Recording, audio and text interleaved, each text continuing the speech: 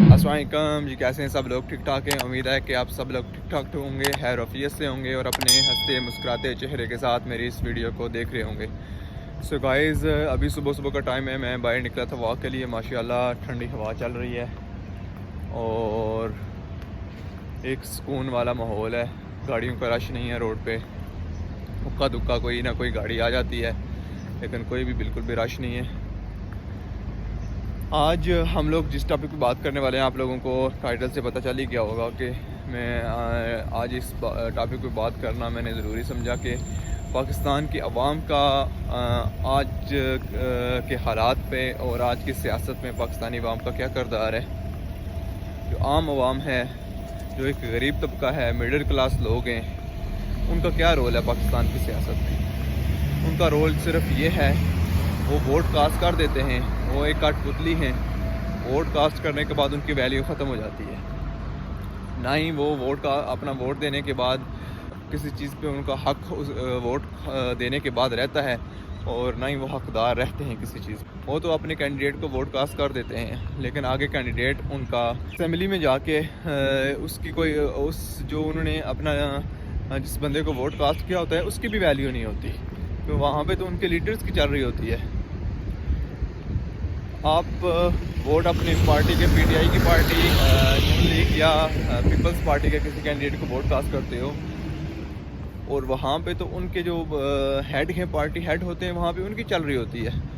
वो जो चाह रहा होता है वो तो वहाँ पे हो ही नहीं रहा होता। और पाकिस्तान में आजकल दिन ब दिन हर चीज़ महंगी होती जा रही है, महंगाई अरूज पे जा रही है। मिडिल क्लास की जो आमदनी है और उसके बाद लोअर क्लास की जो आमदनी है, जो गरीब तबका है, जो दिहाड़ीदार तबका है, उसकी जो आमदनी है वो वहीं पे ब्रेक हुई है। वो 20,000 कमा रहा है, 22,000 कमा रहा है, 25,000 कमा रहा है, कुछ लोग तो इससे कम भी कमा रहे हैं। और पेट्रोल की कीमत आपको पता है कहाँ पे जा पहुँची है, हाईएस्ट कीमत 270 लाख के लगभग आज के पाकिस्तान में पेट्रोल की कीमत है। इसके अलावा हर चीज़ महंगी हुई पड़ी है। इसमें हम आम आवाम को क्या करना चाहिए? मैं साफ़ और सादा अल्फाज में यही कहूँगा कि इस सब का हल सिर्फ खिलाफत है, इस सब का हल सिर्फ इस्लामी निज़ाम है।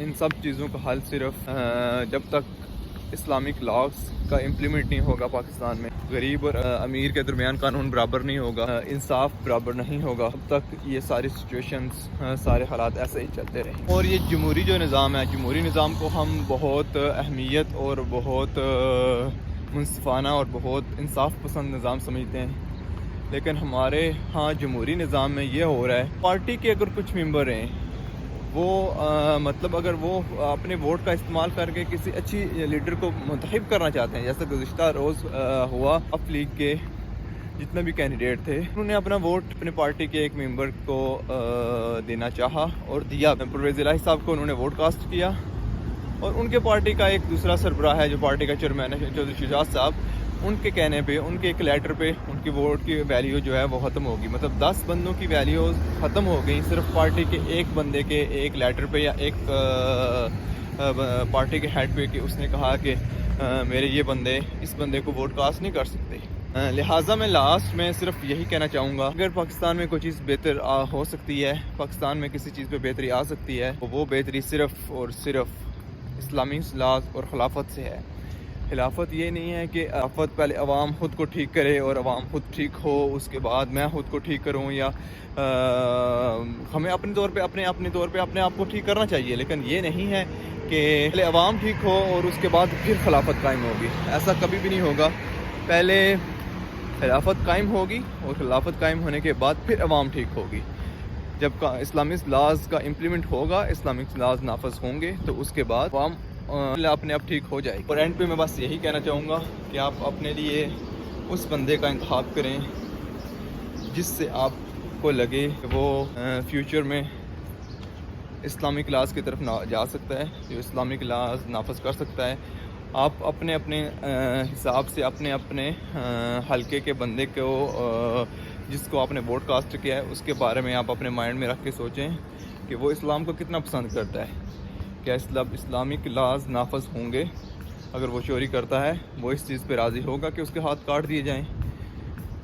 अल्लाह ना करे अगर वो ज़िना करता है तो वो इस चीज़ पे राज़ी होगा कि उसको कोड़े लगाए जाएं? अगर वो किसी का मर्डर करता है या करवाता है رشوت لیتا ہے، سود کا کاروبار کرتا ہے یا اس میں کسی جگہ پہ وہ انوالو ہوتا ہے، تو وہ اس چیز کو ایکسیپٹ کرے گا کہ اس پہ اسلامی کلاس نافذ ہوں۔ جب تک ہم اپنے اس ایسے کینڈیڈیٹ کا انتخاب نہیں کریں گے کہ وہ اسلامی کلاس کو ایکسیپٹ کرے، اب تک ہمارے پاکستان میں کوئی چیز بھی بدل نہیں سکتی، کوئی چیز بھی چینج نہیں ہوگی۔ مہنگائی اسی طرح بڑھتی جائے گی، لوگ اسی طرح پستے جائیں گے، جو غریب طبقہ ہے اسی طرح پستے جائے گا، اور ماڑے بندے کے ساتھ اسی طرح ناانصافیاں ہوتی جائیں گی، امیر بندہ اسی طرح امیر سے امیر ہوتا جائے گا، اور وہ اپنا پیسہ لگا کے وہ اپنی طاقت کے بلبوتے پہ اپنی مرضی سے انصاف قائم کرتا رہے گا۔